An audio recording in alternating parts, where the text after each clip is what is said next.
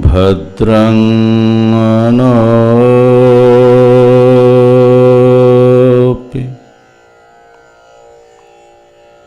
वातय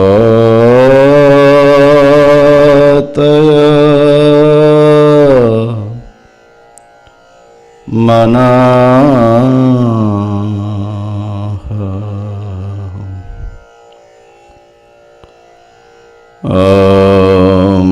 शान्तिः शान्तिः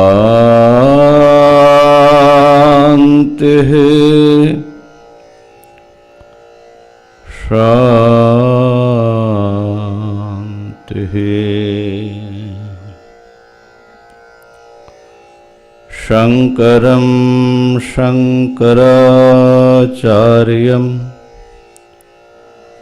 केशवं बादरायणं सूत्रभाष्यकृतो वन्दे भगवन्तो पुनः पुनः। ईश्वरो गुरुरात्मेति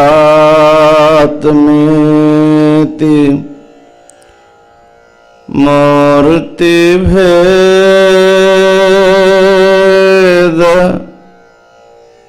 विभागिने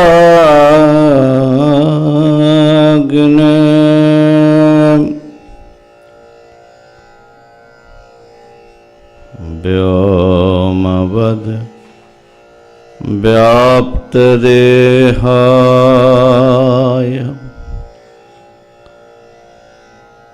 दक्षिणामूर्तये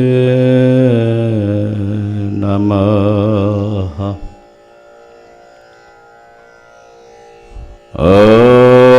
ॐ शान्तिः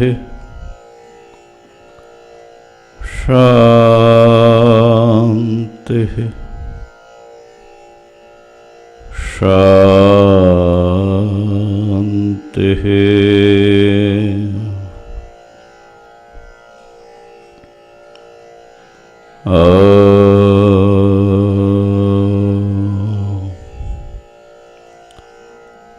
हरि ओम हरि ओम हरि ओम।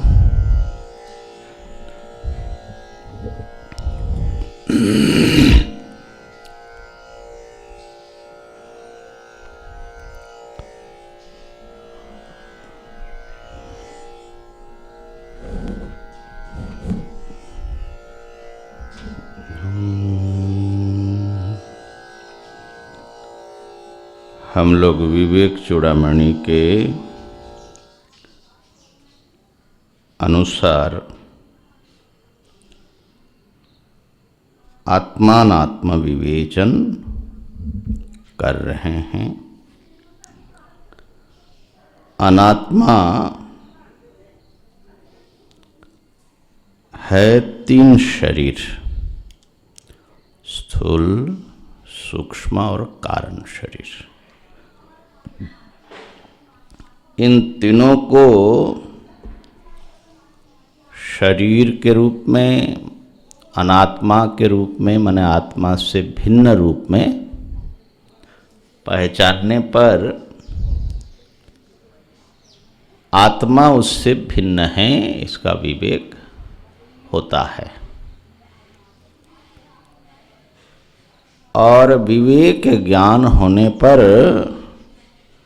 व्यक्ति अब सारे बंधनों से मुक्त हो जाता है। अविवेक ही हमारे बंधन का कारण है। अविवेक, अज्ञान, और वो विचार से उत्पन्न जो विवेक ज्ञान है उससे नष्ट हो जाता है। थोड़ा चला दो।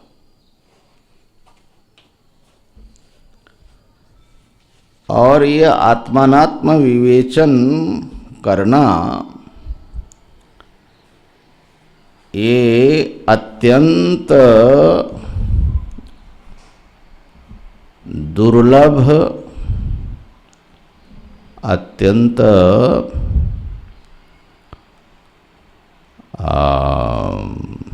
श्रेष्ठ साधना है।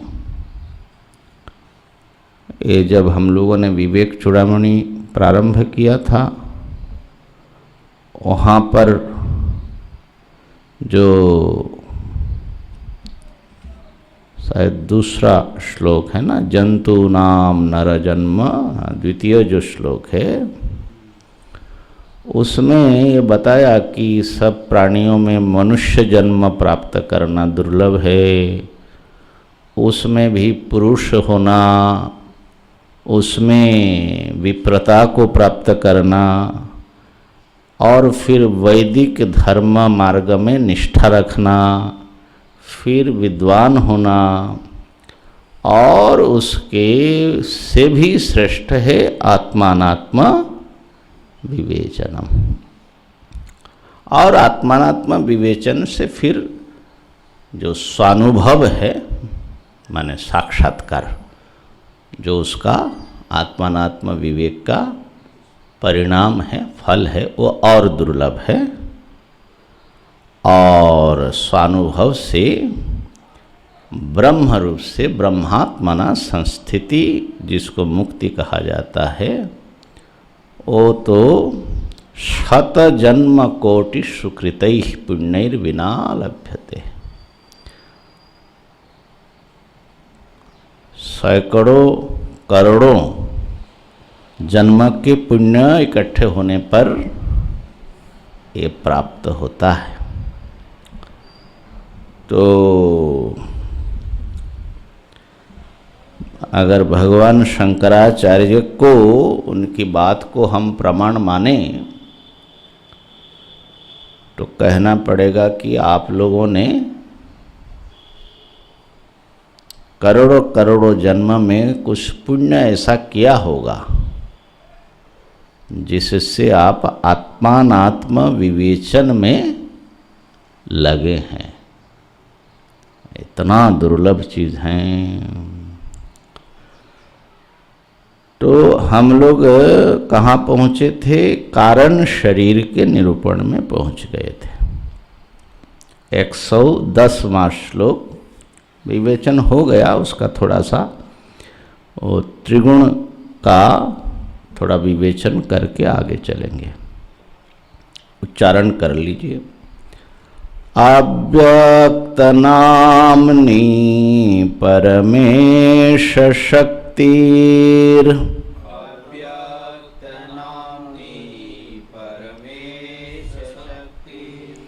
अनाद्य विद्या त्रिगुणात्मिका परा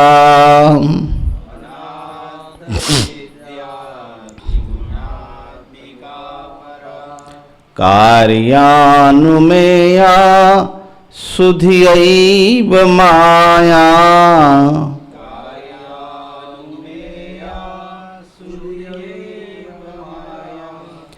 यया जगत् सर्वमिदं प्रसूयते।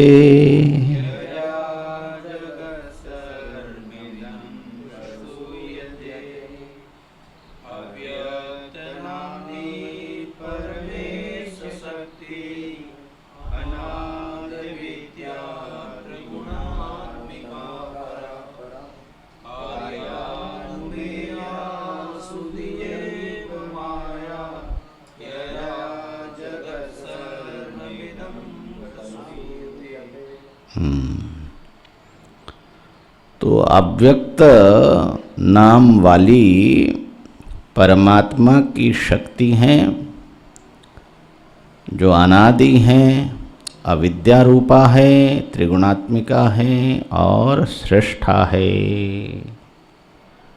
श्रेष्ठा अपने कार्यों से कारण श्रेष्ठ होती हैं, इस अर्थ में श्रेष्ठ हैं। और कार्य देख करके, जगत रूप कार्य देख करके उस परमात्मा की शक्ति का अनुमान किया जाता है। वो भी जो अच्छे बुद्धिमान व्यक्ति हो वही कर सकते हैं। और वो जो है माया है, उसी को माया कहा जाता है। अभी उसका जो है वर्णन करेंगे। जया जिस माया से, माया के द्वारा इदम सर्वम जगत प्रसूयते, संपूर्ण जगत प्रकट होता है। तो यहाँ पर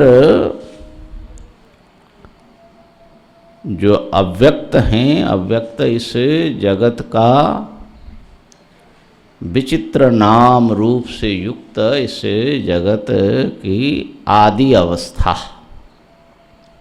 वह है अव्यक्त, जिसमें विभाजन नहीं है।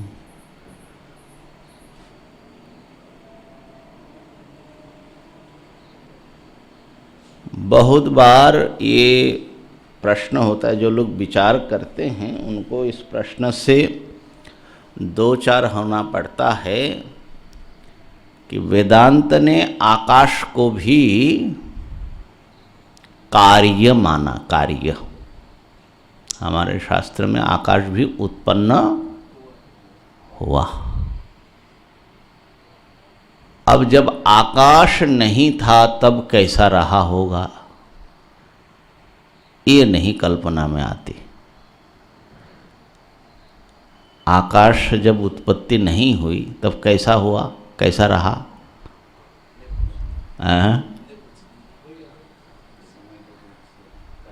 आकाश की उत्पत्ति हुई, इसका मतलब उससे पहले आकाश नहीं था। तो पहले की स्थिति क्या है? तो इसलिए बहुत दार्शनिकों ने कहा कि आकाश की उत्पत्ति नहीं होती, आकाश नित्य है। लेकिन आकाश की उत्पत्ति होती है, ये खाली श्रुति नहीं कहती, युक्ति से भी समझा जा सकता है। क्या युक्ति है? अच्छा, युक्ति बता रहे हैं। आकाश के साथ साथ एक चीज और है, वो है काल, टाइम। काल की उत्पत्ति हुई कि नहीं हुई?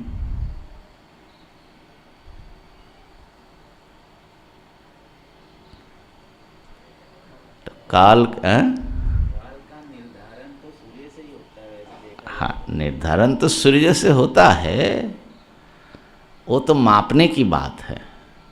लेकिन काल, क्या सूर्य की उत्पत्ति नहीं हुई?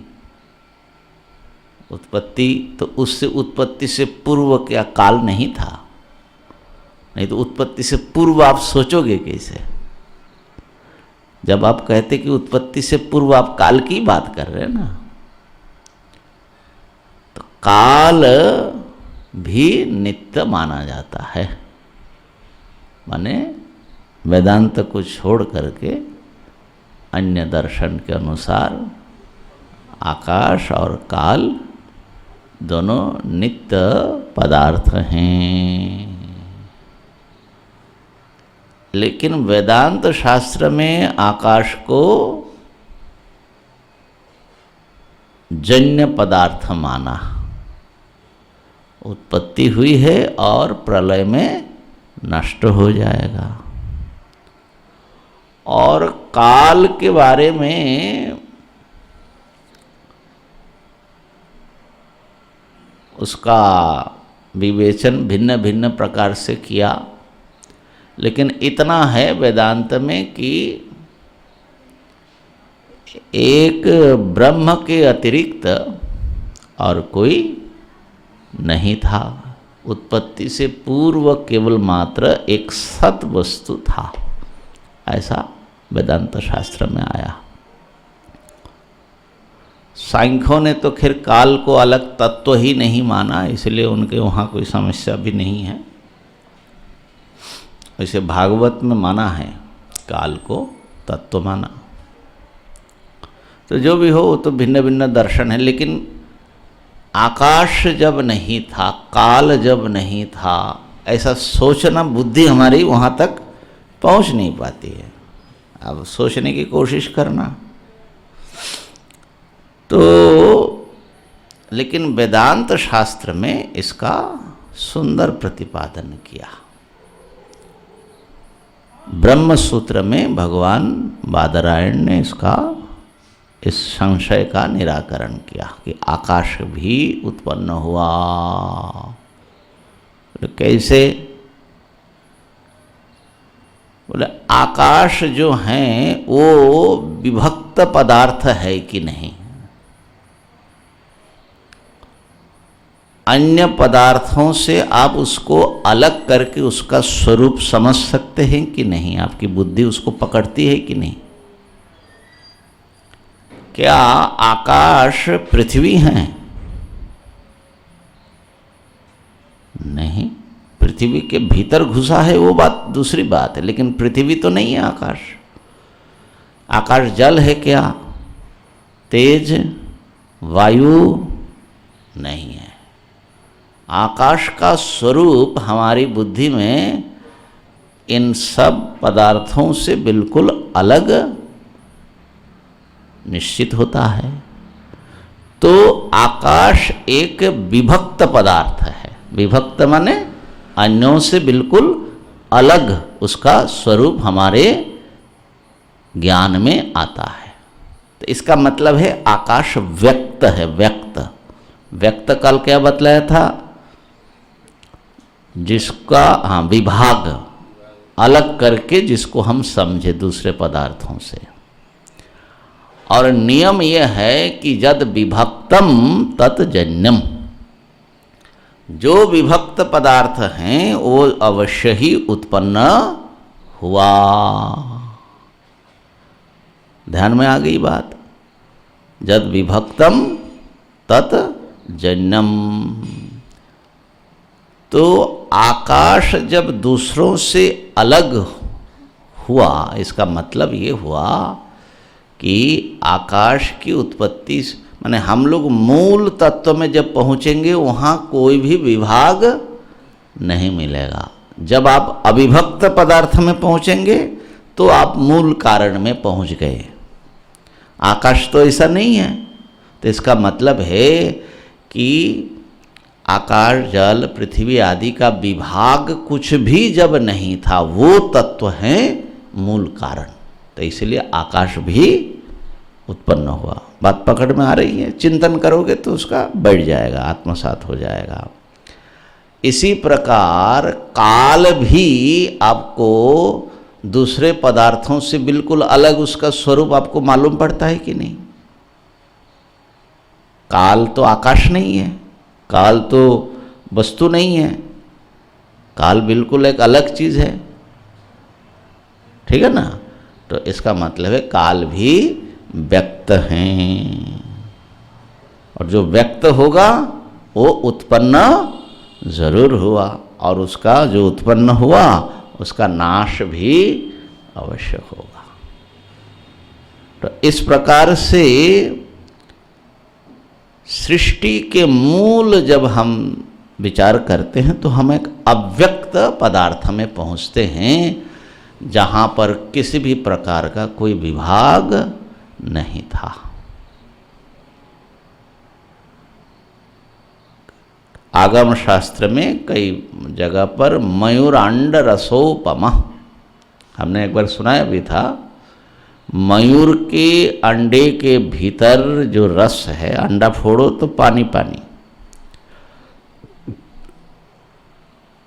अब वहाँ पर ना मोर का चोंच है, ना मोर का पूंछ है, ना मोर के रंग है, ना मोर का आँख है, ना पैर है, कुछ नहीं। लेकिन वही अंडा जब सेंका जाता है उसमें से जब मोर का बच्चा निकलता है तो कैसा विचित्र निकलता है। तो इतने विभक्त चीज मोर के, उसकी जो कलगी होती हैं सर में, उसकी जो चोंच है, उसकी जो आँखें हैं, उसके गर्दना कैसी है, उसके पंख कैसे, उसका पैर कैसा है, कितना, और उसमें रंग कैसा है। तो इतना विभक्त वस्तु, लेकिन मूल में कैसा था? एक रस, माने वहाँ पर कुछ भी आपको अलग अलग करके नहीं दिखता। ऐसे ही समझ लो ये संसार जो है एक मोर है, मोर जैसा विचित्र। लेकिन ये उत्पत्ति से पूर्व जहाँ रहा वो उसकी स्थिति कैसी रही? जैसे कोई ऐसा आपके पास औजार मिले कि मिट्टी, पानी, आग, हवा, आकाश, सारे संसार के सारे वस्तु को एकदम पीस करके अगर एक रसनुमा बना सको तो वहाँ पर क्या होगा? कुछ भी विभक्त, उसका नाम है अव्यक्त। वो उसी का नाम है प्रकृति। वो वृक्ष के दृष्टांत से भी समझ सकते, वृक्ष जो बीज में जो, तो ये जो अव्यक्त हैं वो अव्यक्त ही परमात्मा की शक्ति है, ठीक है ना। और वो त्रिगुणात्मिका है, इस बात को थोड़ा सा और समझना चाहिए था, क्योंकि सत्व रज तम ये तीन गुण का वर्णन आपको हमारे ये जो है ना भारतीय मनीषा का ये देन है संसार को समझने के लिए कि ये तीन गुण का, और व्यवहार में भी इसका बहुत उपयोग है। सात्विक, राजसिक, तामसिक, गीता जी में तो उसको इतना माने बतलाया। तो ये सत्व रज तम के ऊपर जो हैं विशेष विवेचन किया सांख्य दर्शन ने, महर्षि कपिल ने, बल्कि भगवान श्री कृष्ण ने भी सांख्य का प्रमाण के रूप में उपस्थित किया गीता जी में। सत्वम रजस तम इति गुणा प्रकृति संभवा, नहीं क्या है, प्रोच्यते गुण संख्याने यथावत शृणुतान्यपि। 18वें अध्याय में कहते हैं कि तीन गुण के अनुसार जो पदार्थों का विभाग होता है उसका गुणों का विचार करने वाले शास्त्र गुण संख्यान में जैसा कहा गया है वो यथावत मेरे से सुनो। माने वो अपने से पूर्व के शास्त्र का प्रमाण दे रहे हैं और उसको बड़ा महत्व दे करके, माने ऐसा मालूम पड़ता है कि उनके समय तक ये गुण संख्यान माने सांख्य शास्त्र बहुत आदर प्राप्त कर चुका था, बड़ा प्रामाणिक माना जाता था। तो इसलिए सत्व रज तम गुण के बारे में बताया। तो इसको ऐसे तो सांख्यकारी का पढ़े होंगे श्याम जी, हाँ, तो उसमें तो ये बातें आई हैं, पर उसको आज के विज्ञान के साथ, विचार के साथ उसका समन्वय करके समझना ये इम्पोर्टेंट है। तो कल हमने बताया था आपको कि सत्व रज तम गुण जो हैं ये समझ लो कि तीन प्रकार की शक्ति हैं, अथवा एक ही एनर्जी का तीन उसके रूप है, आयाम है ना। तो किसी भी वस्तु ये तीन गुण से बना है। संसार का एकमात्र भगवान ही है, ब्रह्म ही है जो गुणातीत है, माने आपकी आत्मा। बाकी सारा जो है ये त्रिगुणात्मक प्रकृति से इसका निर्माण हुआ। तो तीन गुण में सत्व रज तम। तो किसी भी वस्तु को जब हम देखते हैं तो वस्तु में तीन चीज आपको मिलती है। एक तो जैसे मान लो एक घड़ा बनाना हो तो घड़ा बनेगा, बनने के लिए क्या चीजें चाहिए?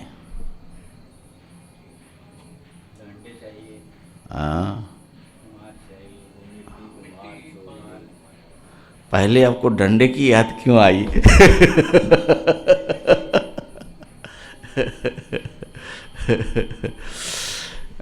बिना डंडे का बनेगा कि नहीं घड़ा? बन तो जाएगा मेरे ख्याल से।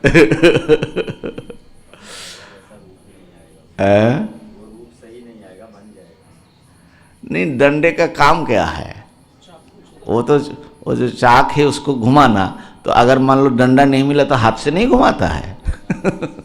तो इसलिए मुख्य दो चीज चाहिए। एक तो घड़ा जो बनेगा उसका मटेरियल कॉज माने उपादान, वो मिट्टी, और एक बनाने वाला।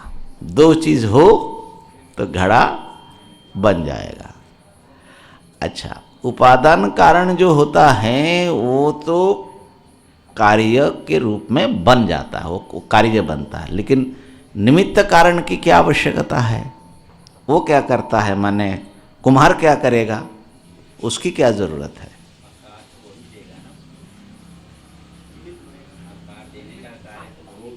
हाँ, आकार देता कैसे हैं वो बात तो ठीक आपने बताया कि आकार तो वही देगा, नहीं तो मिट्टी मिट्टी रह जाए। मिट्टी अपने आप तो नहीं बन सकता घड़ा, है ना? तो कुम्हार करता क्या है आकार देने के लिए? पहले उसका एक चित्र होता है उसके अंदर में कि ऐसा ऐसा इसको बनाना है। हाँ, तो उससे ध्यान रखता है। हाँ, कुछ घाटे बढ़े तो ध्यान रखता है, वैसा ही करा। हाँ, हाँ, ये दो चीज जो है ना, वो उसको मिट्टी को घड़े के रूप में जाने के लिए वो उसको प्रेरित करता है, माने क्रिया शक्ति। और कैसे कैसे जाएगा, किधर से जाएगा, वो जो है उसके दिमाग में उसका ज्ञान है। ठीक है ना? तो ध्यान में आ गई बात। तो इसी प्रकार ये संसार में जो संसार देख रहे हो, एक चीज है जो संसार बन गया, संसार के रूप में आया, वो है जड़ वस्तु। उसी को तमस बोलते, तमः, जड़ता, इनर्शिया, जो जिसको आकार देना है। और उसको देने के लिए जो उसको धक्का देगा, निरंतर चलाता जाएगा, क्रिया शक्ति, वो है रजस। और उसको कैसा क्या बनाना है, क्या बनाना है और कैसे बनना है, उसका जो इन्फॉर्मेशन है, सूचना, परिकल्पना, वो है सत्व। अब आप चाहे एक वृक्ष को ले लो, चाहे पूरे संसार को ले लो, चाहे घड़े को ले लो, चाहे मनुष्य शरीर को ले लो, ठीक है? बीज से जब इतना बड़ा वृक्ष उत्पन्न होगा तो उसके मटेरियल कॉस्ट तो चाहिए, वो चाहे रस बोलो, जो भी बोलो, वो जो है, और उसको निरंतर पी पी करके वो बड़ा हो रहा है वृक्ष।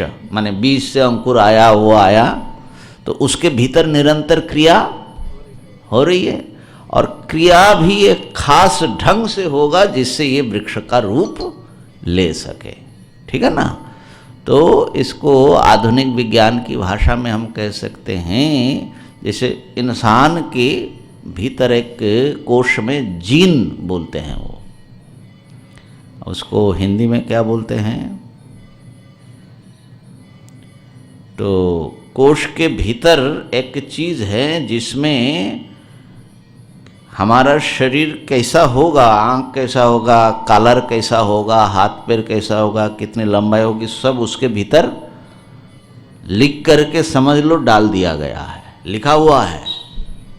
माने लिखा हुआ हमें वो भाषा में कह रहे हो तो प्रकृति का अंकित है, वो कोड, जेनेटिक कोड लैंग्वेज है। इसीलिए वो जाकर के माँ के पेट में उसी ढंग से वो ग्रो होता है ना। तो समझ लीजिए कि इसको बनने से, जैसे भवन बनाने से पहले उसका ब्लूप्रिंट होता है कि ऐसा बनना है, प्लानिंग, ऐसा ही हमारा शरीर बनने से पूर्व उस कोश में जो भ्रूण है उसमें ब्लूप्रिंट उसका रहता है, तब जाकर के वो ऐसा बनता है। उसके अनुसार वो वही गाइड करेगा। ठीक है। तो आज का विज्ञान भी इतना तो स्वीकार करता है कि सारा संसार जो है एक तत्व का परिणाम है। उसको उन्होंने नाम दिया एनर्जी। ठीक है। और लेकिन वो एनर्जी में बहुत इन्फॉर्मेशन है। पूरा ब्रह्मांड कैसा बनेगा, किन नियमों से चलेगा, उसका सारा जो सूचनाएं हैं उसके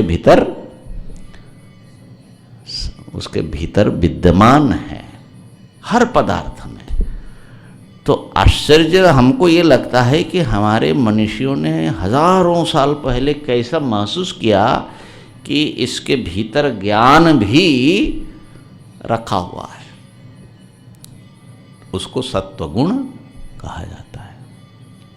सत्वगुण सत्वात् संजायते ज्ञानम, सत्वगुण से ज्ञान होता है।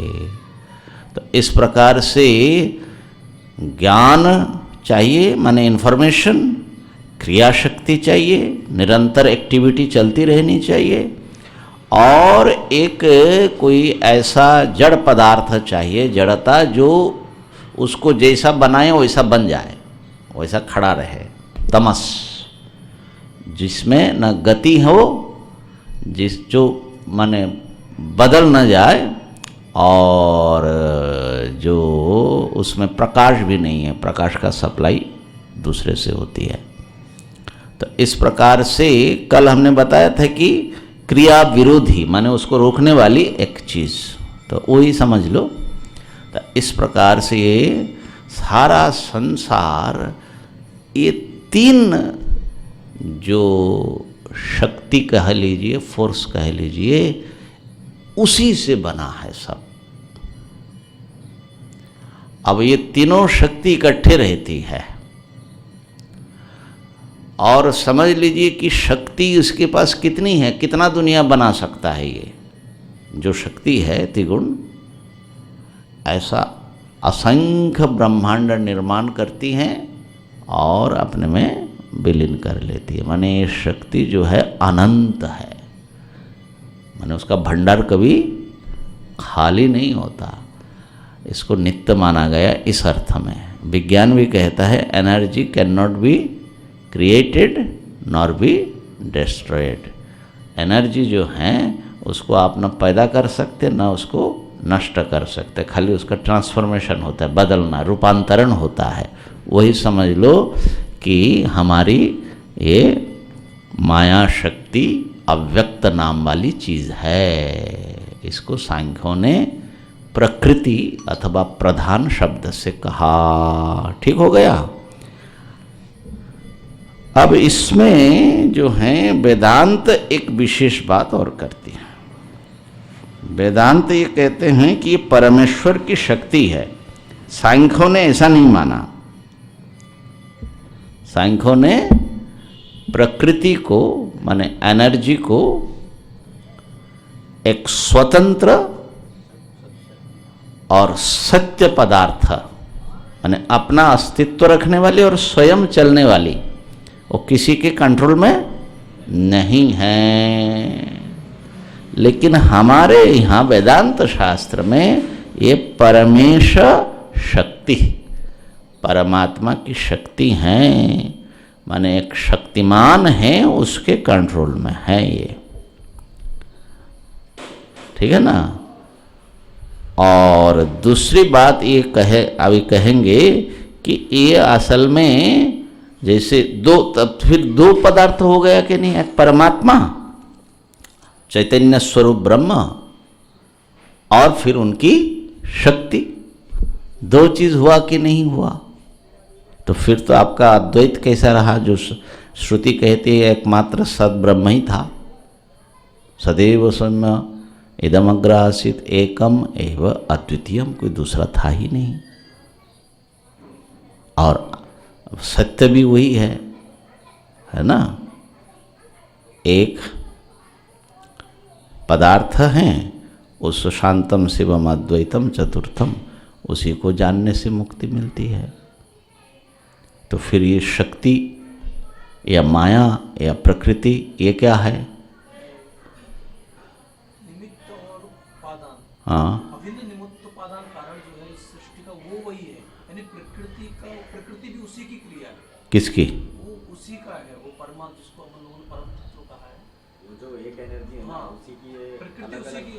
और दूसरी फॉर्म है, मतलब तो ये एनर्जी नाइदर भी और भी दूसरी फॉर्म है, एक ही एनर्जी। देखिए प्रश्न क्या है, परमात्मा या ब्रह्म वो आत्मा है, सच्चिदानंद स्वरूप है, उसका कोई परिणाम नहीं, वो निर्विकार है, कुटस्थ है। और एक अव्यक्त नाम की उनकी शक्ति है जो इस जगत के रूप में प्रकट होता है।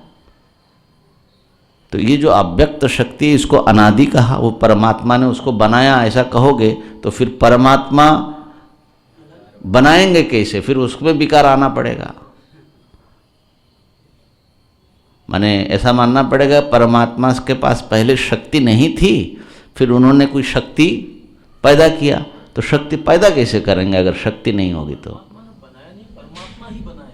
वो खुद ही बन शक्ति गया है, उसी की मतलब वो अलग दूसरी फॉर्म है। जैसे विवर्त कारण है वैसे कुछ। प्रश्न ठीक से समझिए। हाँ, परमात्मा खुद ही बन गया, ये तो ठीक है, एक दृष्टि से वो भी ठीक है, एक ब्रह्म ही सब कुछ बना। लेकिन ब्रह्म हकीकत में अगर सब कुछ बना तो ब्रह्म रहा कि नहीं रहा? बीज जो है वृक्ष बना, तो बीज फूटेगा कि नहीं फूटेगा? तो ब्रह्म फूटा, इसका मतलब है। तो ज्यों का त्यों है, तो ज्यों का त्यों यदि है तो इसका मतलब कुछ बना नहीं है। समस्या घनघोर है बाबा। लेकिन उधर हम अभी नहीं जा रहे, हम खाली इतना ही कह रहे कि भगवान की जो शक्ति है वो शक्ति एक परमात्मा से अगर अलग कोई तत्व है तो द्वैत, और यदि अलग नहीं है परमात्मा ही है तो सृष्टि कैसे होगी? क्योंकि इस एक अद्वितीय वस्तु में किसी प्रकार विकार न हो तो दूसरा तो आ नहीं सकता। ठीक है ना? तो क्या हम लोग माया को भी एक जैसे, तो दो से सृष्टि मानो, एक तो भगवान है ब्रह्मा और उनकी शक्ति माया, दोनों ने मिलकर संसार रचा, ऐसा कहा जाए? कहा जा सकता है। जैसे सांख्यों ने कहा कि प्रकृति जो है वो जगत के रूप में आती है और पुरुष खाली देखने का काम करता है, तो इस ढंग का कुछ माना जाए फिर द्वैतवाद हो जाएगा, दो अस्तित्व हो जाएगा। लेकिन इसको वेदांत ने, उपनिषदों ने इसको स्वीकार नहीं किया। तो इसलिए कह रहे हैं कि ये जो माया है जिसको ब्रह्म की शक्ति कही जा रही है, इसका चरित्र बड़ा विचित्र है। इसलिए ये अनिर्वचनीय, ये क्या चीज़ है अनिर्वचनीय, वो समझिए। 111वां श्लोक है। सन्नाप्यसन्नाप्युभयात्मिकानो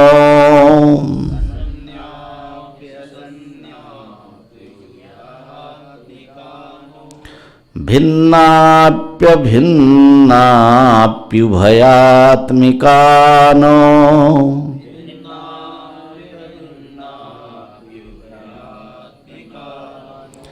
सांगाप्यनंगा हि भयात्मिकानो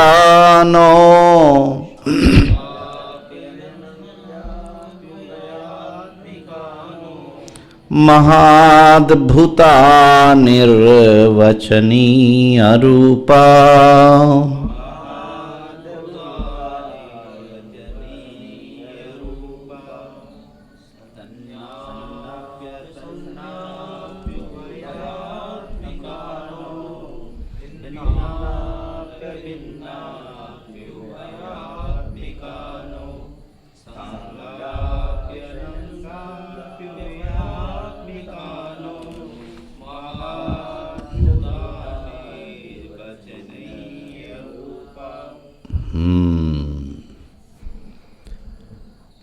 ये जो श्लोक है ये याद रखने की हैं और बहुत सुंदर ढंग से माया के स्वरूप का वर्णन प्रस्तुत करते हैं। सत न सन्न, सन्न माने सत न, ये जो हैं माया सत नहीं है।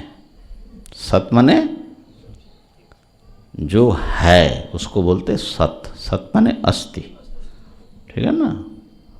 सत माने है, तो ये सत नहीं है माने माया है ऐसा नहीं है। समझ में आ रही है? भगवान की शक्ति अव्यक्त फलाना ठिकाना बताया, आप कह रहे कि वो है ऐसा नहीं है, तो कहा कि इसका मतलब आप कहिए कि वो नहीं है, हैं? तो कह रहे कि अपि असत न, असत्य नहीं कह रहे हैं, असत, ध्यान देना, सत और असत के शब्द का प्रयोग है, सत्य असत्य का नहीं। सत माने होना और असत माने न होना, नास्ति जिसको बोलते हैं, ठीक है ना। तो कहा कि नहीं है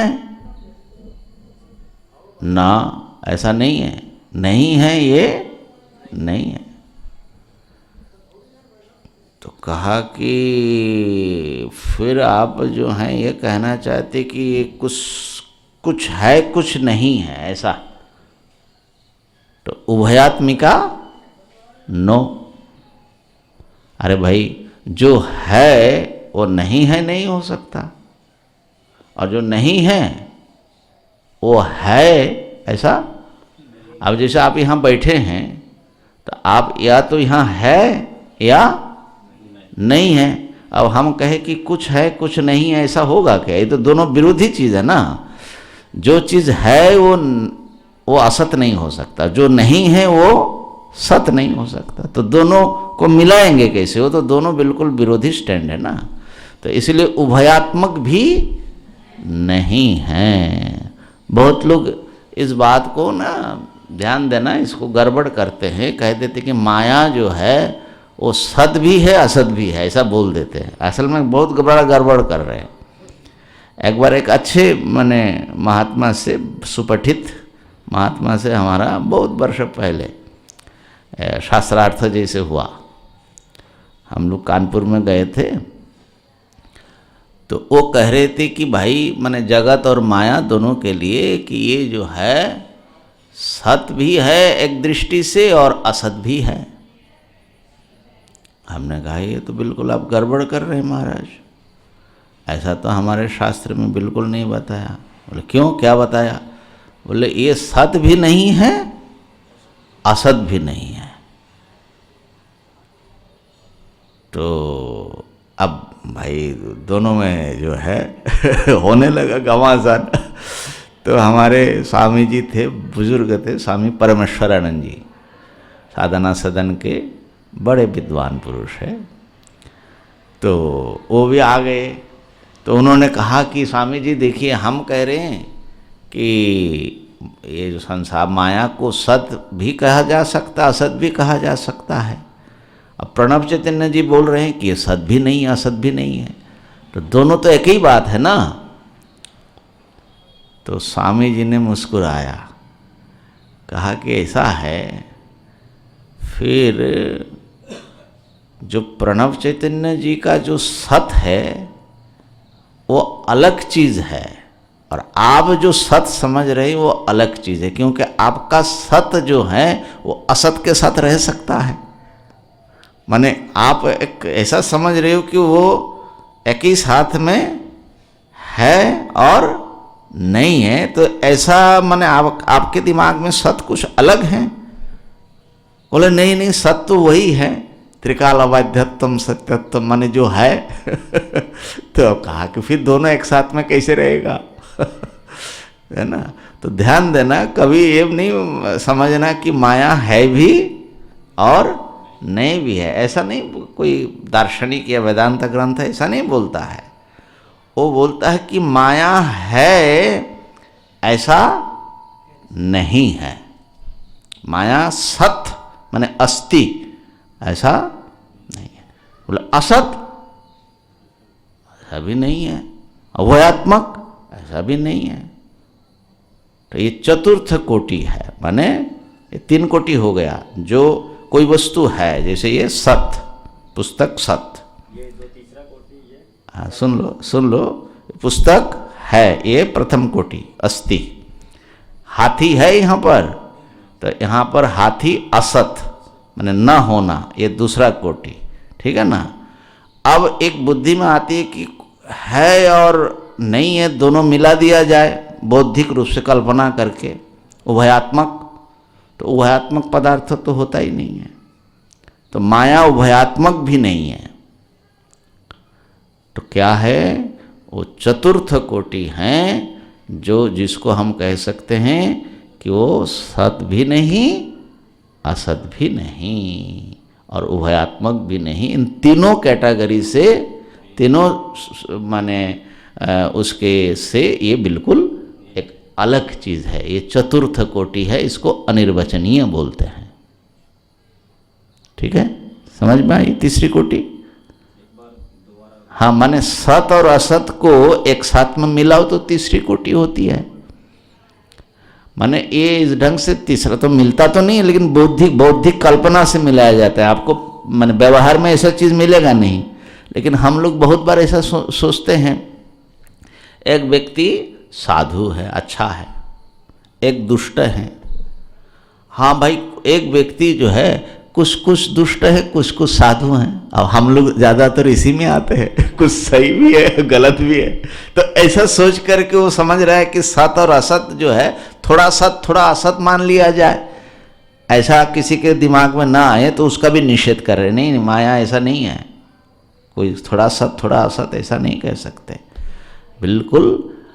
इसलिए कहा महाद्भुता, अत्यंत अद्भुत चीज है, अनिर्वचनीय रूपा। उसका निर्वचन सद रूप में, असद रूप में या सद असद रूप में आप उसको निर्वचन नहीं कर सकते। इसको क्यों ऐसा मानते हैं उस पर हम आएंगे, जुक्ति में आएंगे। तो पहले श्लोकार्थ लगा लें। इस पर एक प्रकार से समझ लीजिए कि सारा अद्वैत का सिद्धांत इसी पर टिका है। माया को ऐसा समझेंगे, माया के स्वरूप को समझ पाएंगे, तभी समझ लीजिए कि अद्वैत आपका सिद्ध होगा, नहीं तो अद्वैत बात टिकेगा नहीं। हाँ, माया की महिमा ऐसी है, वो सारी जो है गाली निंदा सब खा लेती है, लेकिन ब्रह्म के ऊपर कुछ लगने नहीं देती। यह है माया की महिमा। अच्छा, कहा कि महाराज ये जो माया है आपकी, ये ब्रह्म से भिन्न है कि अभिन्न है? पहले तो पूछा कि ब्रह्म से, ब्रह्म भी सत है, ब्रह्म तो सत स्वरूप ही है, और माया भी सत स्वरूप है क्या? तो कहा कि नहीं, माया सत स्वरूप नहीं है। तो असत स्वरूप है क्या? बोले नहीं, असत स्वरूप नहीं है। उभयात्मक है क्या? नहीं है। ये तो एक चीज हुआ, सत स्वरूप ब्रह्म ही है। तो माया जो है ब्रह्म से भिन्न चीज है कि अभिन्न चीज है? भगवान की शक्ति भगवान से भिन्न है कि अभिन्न है? क्या मानोगे?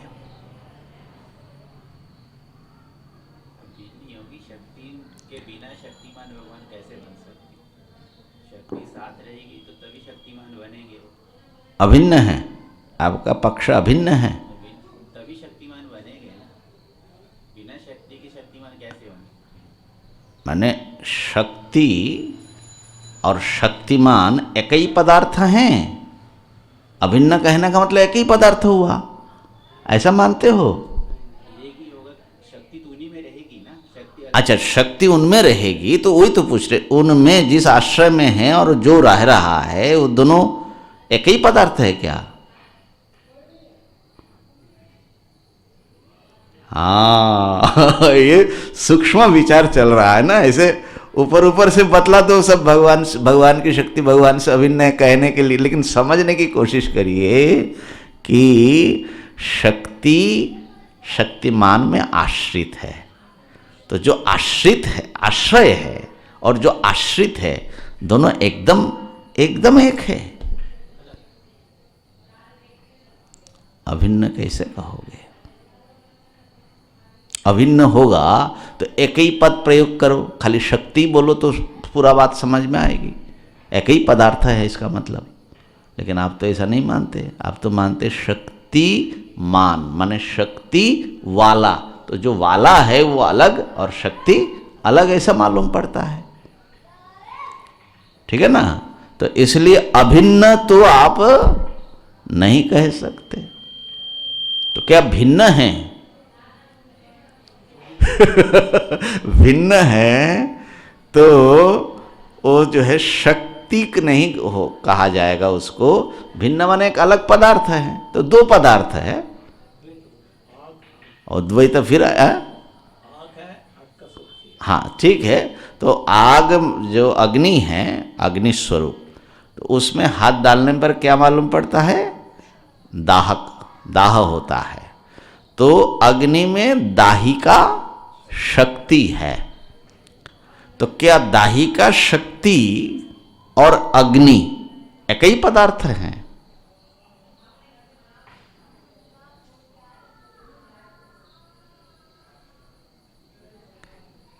तो फिर अग्नि की शक्ति कैसे बोला जाएगा भाई? फिर आप ऐसा नहीं कह सकते। तो अग्नि खाली बोलो। तो इसलिए बुद्धि बता रही कि नहीं, अभिन्न तो नहीं हो सकता। तो भिन्न है क्या? अग्नि से कुछ अलग चीज है शक्ति, तो अलग होता तो कहीं ना कभी ना कभी तो अलग होकर के दिखता।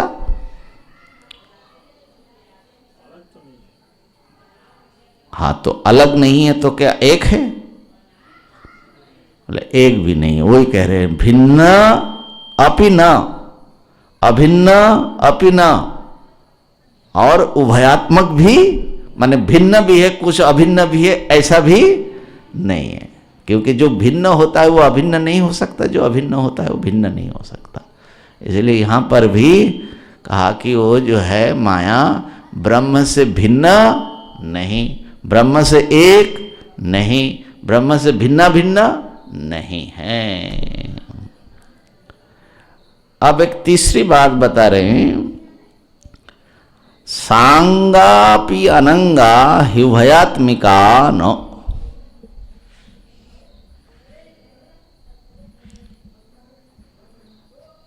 सांग, सांगा माया जो है, अंग माने अवयव बोलते हैं, अवयव। सांगा माने सावयवा,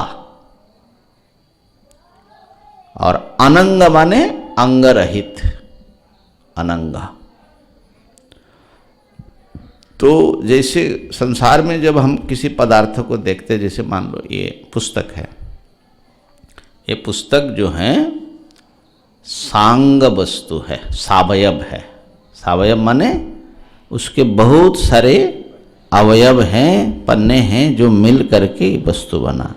हमारा शरीर जो है, पूरा शरीर नाना प्रकार के अंगों से बना है, इसलिए सावयव वस्तु है। ठीक है? निरवयव वस्तु भी होता है क्या?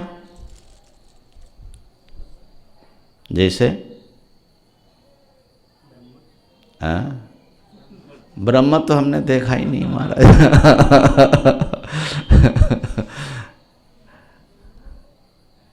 तो निरवयव होगा वो जिसके जिसमें अवयवों का विभाग एक ही अवयव हो। मान लो इस पुस्तक को हम टुकड़े टुकड़े करते जाए तो जितने टुकड़े होंगे सब उसके अवयव, करते करते करते करते अंतिम में जो एक कण बचेगा, माने उसको परमाणु या जो भी नाम दे दो, तो वहाँ फिर उसको विभाग नहीं, वो एक टुकड़ा है, तो उसका कोई और अवयव नहीं है। ध्यान में आई बात, पकड़ में आ रही है? तो इसीलिए परमाणु को निरवयव मानते हैं। इसी प्रकार आकाश जो हैं ये न्याय की दृष्टि में निरवयव वस्तु। ऐसा नहीं कि छोटे छोटे आकाश के टुकड़े मिला करके आकाश बना। जल सावयव है क्योंकि बहुत सारे बूंद मिल करके बना, ठीक है ना। तो दुनिया में दो ही प्रकार के पदार्थ हो सकते हैं, या तो सावयव जिसके बहुत सारे अवयवों ने मिल करके उसको बनाया, या जो है निरवयव। तो निरवयव वस्तु नित्य ही होता है असल में, क्योंकि वो उसका कोई और जोड़ करके बना नहीं है। बाकी सारा संसार जो है जुड़ा हुआ है, ठीक है ना।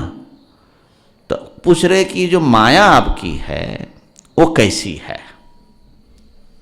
ये बहुत सारे अवयवों से मिल के बनी है। तो मिल के अगर बनी होगी तो सावयव वस्तु अनादि नहीं हो सकती, वो कभी उसको जोड़ करके बनाया गया होगा, माने उसका आदि होगा, उसकी उत्पत्ति होगी। तो माया को आपने अनादि कहा, तो अनादि तभी हो सकता है जब उसके कोई अवयव न हो, वो निरवयव हो। ठीक हो गया? तो कहा कि ठीक है निरवयव मान लेंगे माया को, अनंगा। तो कहा कि निरवयव वस्तु जो होगा, निरवयव वस्तु अनेक रूप ले सकता है क्या? माया सारा जगत रूप लिया, तो निरवयव जो होगा वो अनेक रूप परिणाम प्राप्त कर सकेगा? ध्यान में आ रही है तर्क? जैसे मान लो दूध जो है दही बनता है, परिणाम होता है, तो दूध सावयव है तो वो दही बन जाता है, ठीक है ना। सोने से अलंकार बनाते हो तो सोने के बहुत सारा अवयव होगा तभी उसको आकार विशेष देंगे। इसी प्रकार मिट्टी से घड़े बनाते हैं, तो जो भी उपादान कारण होता है उसको सावयव ही होना पड़ता है। तो निरवयव वस्तु बदलेगा कैसे? और माया को बदल करके जगत रूप लेना है, ये ध्यान देना। माया जो है बदल करके माया ही जगत के रूप में आएगी। तो अगर वो निरवयव होगा तो इसमें इतना बदलाव कैसे होगा, इतने टुकड़े कैसे होंगे इसके? तो निरवयव वस्तु जो है वो कारण नहीं हो सकता। तो इसीलिए अनंगा भी नहीं है, और सावयव हो तो उसका जो है वो माने अनादि नहीं होगी, ये समस्या है। तो कहा कि माया ऐसा लगता है कि शायद उसको जो है कुछ सावयव निरवयव ऐसा दोनों कोटि में डाल दो, बोले दोनों में तो कोई आ ही नहीं सकता। तो इसीलिए मानना पड़ेगा कि ये माया न सावयव है न निरवयव है। ये बड़ी विचित्र चीज है ना। तो इसीलिए कहा कि ये सांगा भी नहीं, अनंगा भी नहीं, और उभयात्मिका भी नहीं है, महाद्भुता। इसके अद्भुत है, ये अद्भुत है, माने इसका बुद्धि से अनिर्वचनीय रूपा, अति आश्चर्य रूप है और अनिर्वचनीय उसका रूप है। इसकी जो युक्ति है हम कल बतलाएंगे, है ना। क्यों उसको अस्थि करके भी है ऐसा भी नहीं मान सकते, नहीं है ऐसा भी नहीं मान सकते। उसका आप लोगों को विचार करने के लिए एक चीज़ देता हूँ। रस्सी में सांप देखा आपने, ठीक है, वो जो सर्प आप देख रहे हो भ्रम से, वो सांप है अथवा नहीं है, क्या है? नहीं है तो देख क्या रहे हो? दोनों हो रहा है। विचार करके आना। विचार करके आइएगा, फिर माया समझ में आएगी। कोई बात नहीं, भ्रांति हो, लेकिन वो या तो है होगा या नहीं है होगा। नहीं, रस्सी ही है लेकिन वो सर्प में फांस रही है भ्रांति के कारण। हाँ भाई, भ्रांति के कारण। भ्रांति मतलब क्या चीज? भ्रांति भी तो होती है ना, तो वो तो सत है। माने हमको मान लो भ्रम हुआ, तो भ्रम होना ये तो हकीकत है ना, हम भ्रम में पड़े हैं। लेकिन वो सांप के बारे में पूछ रहे, वो सांप जो है सत कि असत कि उभयात्मक, क्या है? विचार करके आना। ओम पूर्णमदः पूर्णमिदं पूर्णात् पूर्णमुदच्यते पूर्णस्य पूर्णमादाय पूर्णमेवावशिष्यते। ओम शांति शांति शांति। ओम ब्रह्मार्पणमस्तु।